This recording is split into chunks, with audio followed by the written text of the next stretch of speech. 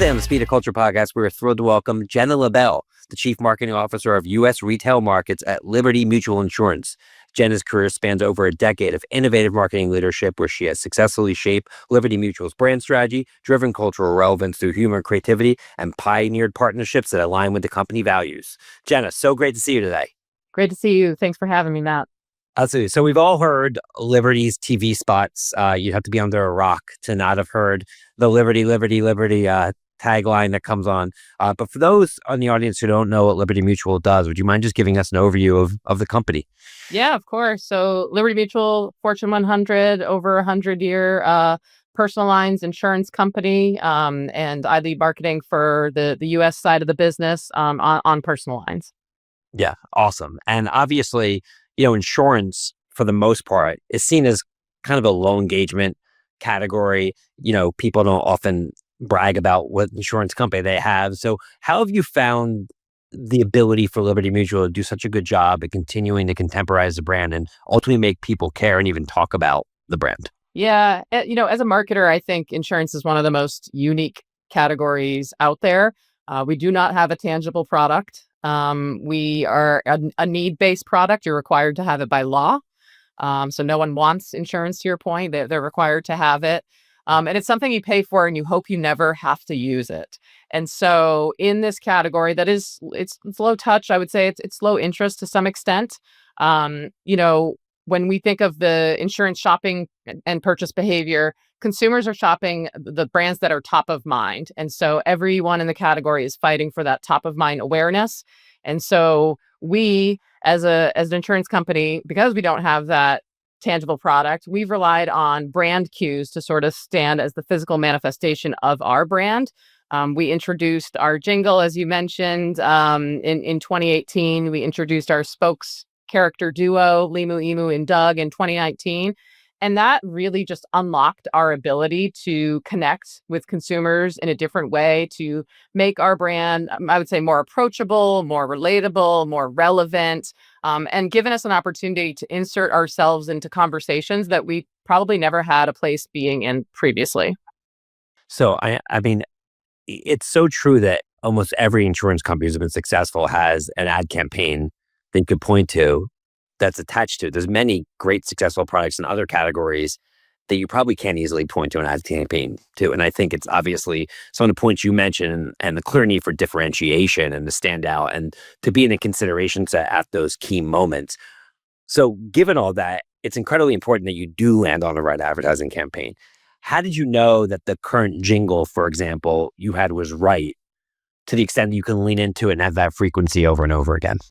Yeah, a lot of people don't know this, but we're a very data-driven company as an insurance company, and as a marketing department, we rely heavily on analytics and testing. And so because we are trying to be top of mind with consumers, we want to make sure that we're breaking through and that people are taking away the Liberty brand. And so we actually test all of our ad campaigns, our individual advertising, as well as our jingle in front of consumers. And we're really getting at, for the Jingle in particular, we're getting at, is it keeping Liberty Mutual top of mind? Can you play it back? So is it immediately sinking in? Is it becoming that earworm that you repeat back? And then, of course, we're getting, additional feedback in that testing environment as well to just make sure that it can stand the test of time. And it really has, I think a Jingle is so interesting because of all of the advertising, tactics and tropes. I think it's the one that has been the most effective brand cue. It stood the test of time. You can probably think back to jingles you heard, in the 80s and the 90s and play them back right on cue. And it's worked for us. An Ipsos study found that advertising with audio branding cues sees an 8.5 times uplift in branded attention. And it's been really effective for us. We launched ours in 2018, as I mentioned, and I think our jingle is currently ranked third, according to Veritonic's latest audio logo index. And it's been a really interesting thing to watch it appear in pop culture. And so, like the late night TV shows is my favorite, where you have Jimmy Fallon or Kimmel or Stephen Colbert, singing our jingle. And it's just, it's been such an amazing thing to watch, especially because it only launched in 2018 and it's really just stuck. So what does the world look like and where you take a step back and you say, you know what, it's either time to evolve it or change it? What would have to happen? We're talking about it. We've seen other brands do that pretty effectively, even within our category, and so it's something that's always on the table. One of the reasons we would do it is it frees up a little bit of space and breathing room in our advertising. And it's intentional that we have four liberties in it. We're really keeping liberty top of mind, but we think it could be as effective if it was just one. We've played with it a little bit in some of our advertising. So we did a partnership with the Minions movie franchise, and we had the Minions do the jingle. We've done a TV spot where we had our bad actor guy, the Liberty Bibberty guy, play on the jingle. And so we're continuing to look for ways to keep it relevant. It's interesting that we're talking about jingles in 2025 at the same time when we've been hit with this huge AI era that is seeping into everything we do in work. And as much as jingles has been part of the history of advertising moving forward, I doubt 10 years from now we're going to be talking about that, or maybe we will. Just curious to hear in a world of constant change, how much of what worked in the past will continue and how you at Liberty Mutual are diving into the future of advertising that is indeed AI powered.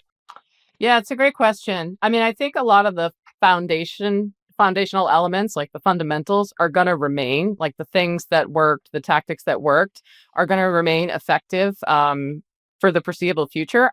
I think the how you go about developing them, how you go about optimizing them, is going to completely change. And when I think about AI and generative AI in particular and how it pertains to marketing, I think about it in four buckets. Creative development, there's impact on media buying, of course. There's your standard operational efficiency. And then it's going to have an impact on consumer behavior and consumer trends and how they consume content, how they shop for insurance, et cetera. And so if I go back to creative development, we've been leveraging it for the creative development process by generating concepts, producing visual aids, rapid iteration, versioning, sizing of imagery.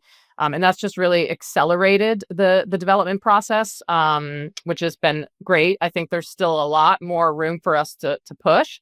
And we're not at a place now where we're doing end-to-end content creation using AI. We will get there. And I think that we're gonna take signals from consumers. When consumers are ready for it, we will be there. And so right now we're doing a lot of testing and learning in the space. On the media buying side, we've for a while now utilized AI powered platforms, both internally and through our external partners and platforms. And these systems have just allowed us to analyze real-time data to improve targeting, our bidding strategies, budget allocation, just ensuring that we're getting the most return on our advertising spend. And then probably like every organization, there's an operational efficiency component here, just helping to streamline our workflows, automate repetitive tasks, et cetera. And then the last one is just like staying ahead of trends, making sure we're understanding how AI is changing consumer behavior. And so whether that be how consumers, research, purchase and shop for insurance, how they think about insurance, like what information they're gathering as they start that process, like we're monitoring that because that may prompt a change in our marketing strategy to address where consumers are. Yeah, a lot to unpack there. I mean, when you talk about knowing when consumers are ready for AI powered advertising, the question to me is, when will AI be so good that consumers won't even know the difference? Yes. Right? Because there was one point where back in the Mad Men days, everyone had to draw the graphics, and then it became Photoshop, and now who knows if there's a human behind it. And it's the same with music, where you don't know really what's electronic dance music generated drum beats or regular drum beats. And that's ultimately, and I think ultimately it's about value to the consumer, right? And your ability to speak to them, especially on a personalized basis. Absolutely. Yeah, I think you're spot on. It's like one component is the consumer readiness, like the appetite for it. And then I think it's the quality, right? Like can we match the same quality that we do today? And I think we're not there yet on both fronts. I think it'll take some time, but I know we will get there. And so we're sort of preparing for that eventual state. Yeah, I think one thing AI unlocks, I would imagine, for a company like yours is you have a lot of data on your customers, right? You know what, if they have a motorcycle or not, what type of insurance they have. And I would imagine personalization or hyper personalization powered by the data you have combined with AI's ability to iteratively create creative and deliver it to consumers on a one-to-one basis really does create a lot of potential for your brand moving forward, where there could be a world where you can combine the two, where you can have your jingle in a music genre that the recipient loves, right? Yes, absolutely. I think endless opportunities for sure. Yeah. And when it comes to your team, obviously, greatness is in the agency of others, and you would not be able to build the brand you're building without a great team, both internally and with agencies. How do you find it is for you as a leader to get them to adopt and move forward? Because obviously there's some people out there that are just freaked out about AI, don't want to move forward. You as a CMO of a major brand have to continue to look forward. How has that experience been for you? Yeah, I think with any kind of transformation, and I would put this as a major transformation in our generation. And so with any transformation, I think you have different groups of people. Everybody's in a different place with that change curve. And so I think you have to meet people where they are. I think there's a lot of education that has to happen.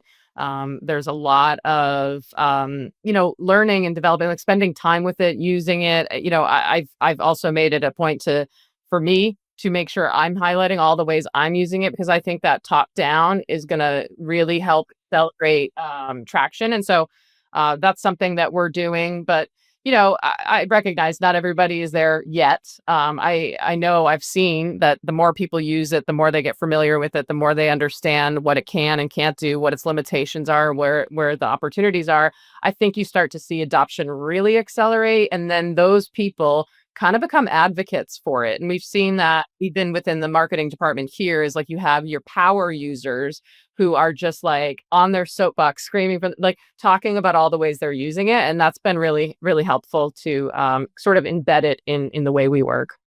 Yeah. One thing I found is that at a lot of large organizations, employees really can't get their hands on keyboard maybe the way that we'd like them to, because you have, data, privacy and security, IT, legal, all these sort of guardrails in place that while we say we want employees to be able to explore and test things out, the reality is they really can't. And one thing I've been starting to see is while you are, kind of tied up in your ability to do so in work, at home, you're unencumbered. Yep. And I think you're going to start to see consumers use AI to come up with recipes or manage their schedule or their finances and gain the skill sets at home where they don't have any of the restrictions, and then bring those newfound skills into the workplace. I think you're absolutely right.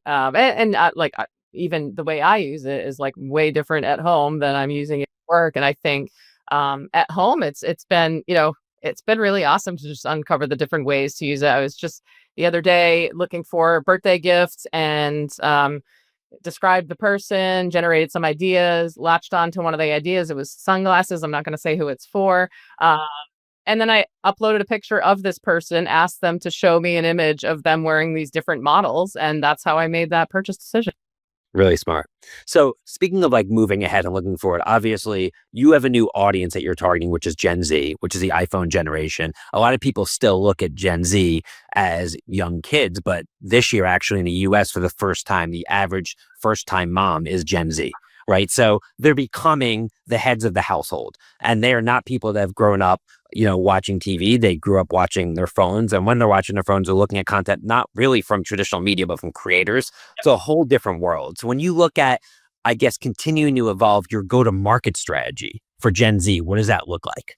Yeah, I love this question. You're spot on. Like the way we reached people historically is not going to be the way we reach people, and we built our brand is going to be different too. And mobile has fundamentally changed how people consume media. I think the stat is like people are on their mobile devices an average of like 3 hours and 50 minutes a day. And then my other favorite fact is that the average person now scrolls through 300 feet of content Oh my a God. day. 300 feet. Interesting. How wild is that, right? I I'm the king of stats like that, and I've never heard that one. I meant to steal that one. 300 feet, Yeah. 300 feet. Wow. So in this environment where you have, fleeting attention spans and everybody's scrolling through, you have to work harder to capture and keep attention. And so, we've been obviously increasing spend, shifting spend to where consumers are spending time.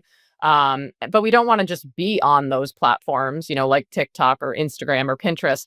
We want to make sure that we're designing ads and experiences for those platforms. And so, for example, on social media platforms where there's that heavy scrolling behavior, um, people are scrolling through content very quickly, spending less than a second on it. So we need to make sure we're heavily branded in the first couple of seconds, but also not too branded that they scroll even faster, like making it somehow break through in that environment. Or on TikTok, where we know the highest performing ads are those that look like user generated content, right? They're not polished, they're a little bit low fidelity. So instead of us using the production of a TV shoot to shoot some of that, we're having Doug film on his iPhone, him participating in some of those TikTok trends, just to make sure that it feels very native to the platform.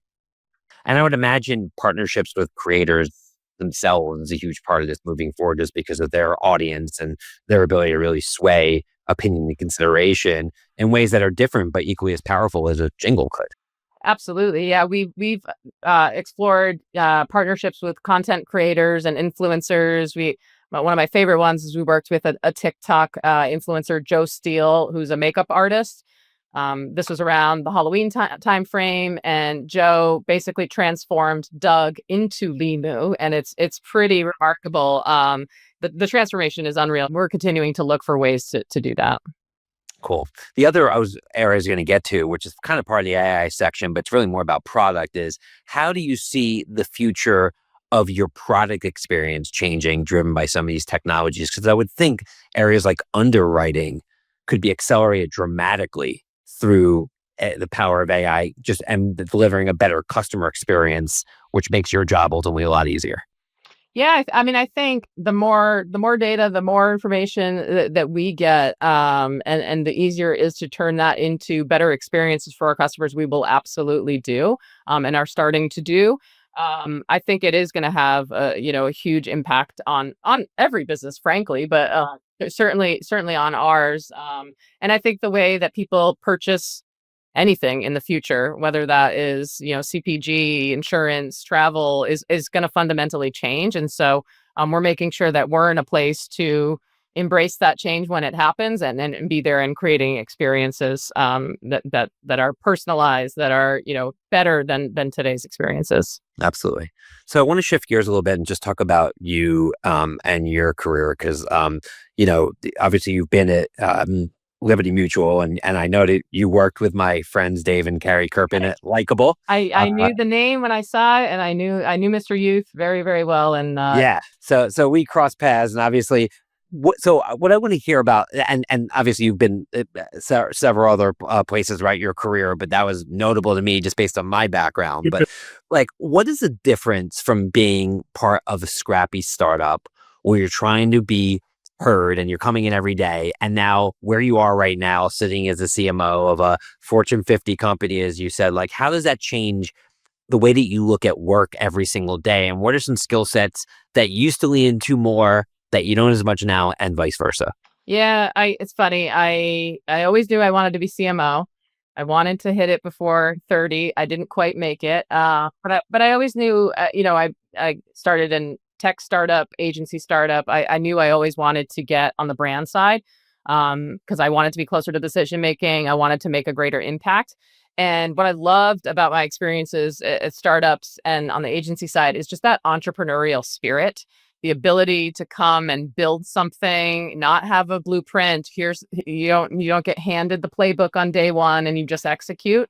And so the opportunity at Liberty has been amazing, and completely delivered on that. Been able to really make an impact across social media, digital marketing, a lot of the brand strategy and advertising before obviously taking the role as CMO. And I think now where I am, like I've definitely review creative marketing, think about things from a lot of a much different lens. We are a very data-driven company. I think I bring to the table both the data and analytics, but creativity. I think creativity is very important, especially in this fast-paced, constantly changing marketplace. Like, challenges are often complex and multifaceted, and I think that requires more than traditional approaches to problem solving. So I'm a big fan of creative problem solving. I think listening is the most important thing you can do, whether that's listening to your team, to your customers, to your partners, like to consumers. Like, I just, as much as we can listen, gather those insights, and then I think it allows us to be better marketers in general. And so those are two things right off the top of my head that I'm like, I rely on those every single day: creative problem solving and just the power of insights. Absolutely. And obviously, a lot of people want to get to the CMO seat one day, regardless of age, but many people don't, especially not at the level that you're at right now at Liberty Mutual. When you look back on your career journey, what were some of the decisions that you think you made along the way that set yourself up for where you are right now, whether it's relationships or areas of learning that you lean into? Yeah, I mean, I think to be CMO, you have to be a leader. That is table stakes.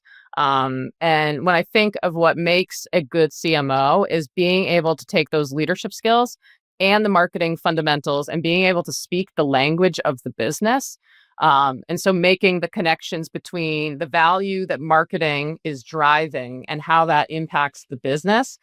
I think it's important that you really understand deeply the business you're operating in. What are the KPIs and the priorities of the business? Use consistent language, make sure that goals are laddered up to business objectives. So when I came into this role, even before I came into this role, you know, I was been on a learning journey. Like, insurance is a very complicated category. And so really trying to deeply understand it, because I think that allows, and not just in insurance, in any category, I think if you really understand your business, it allows you to be a much better marketer.